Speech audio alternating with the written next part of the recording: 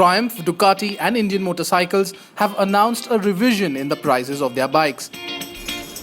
Indian has announced price cuts across its entire model range by as much as 3 lakh rupees. Ducati too has reduced prices of its fully imported bikes like the Monster 1200, Monster 1200S Red, Monster 1200 Charcoal Grey and the Panigale R Final Edition by up to 7 lakh rupees depending on the models. Triumph on the other hand has announced a hike in the price on all its models that are assembled in India in the range of 40,000 to 62,000 rupees. Hero MotoCorp has launched the 2018 Super Splendor in India and has priced it at 57,190 rupees. In terms of features, the new bike gets auto headlamp on, side stand indicator along with a new seat and underseat storage.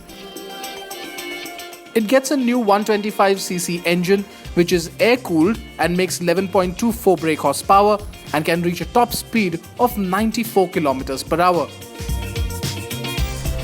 Hyundai plans to bring the Kona electric car to India. The company recently showcased the car at the Geneva Motor Show and we saw that it was based on the standard Kona but swaps the petrol engine for a battery-powered one along with a few styling changes. The Kona will be available with 4 battery options: 39.2 kilowatts, 99 kilowatts, 64 kilowatts and a 150 kilowatts.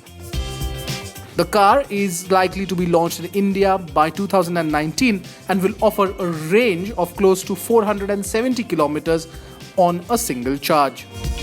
We test the very best from the automobile industry, sometimes the worst too, just for you. So all you need to do is watch our videos, subscribe to our channel now.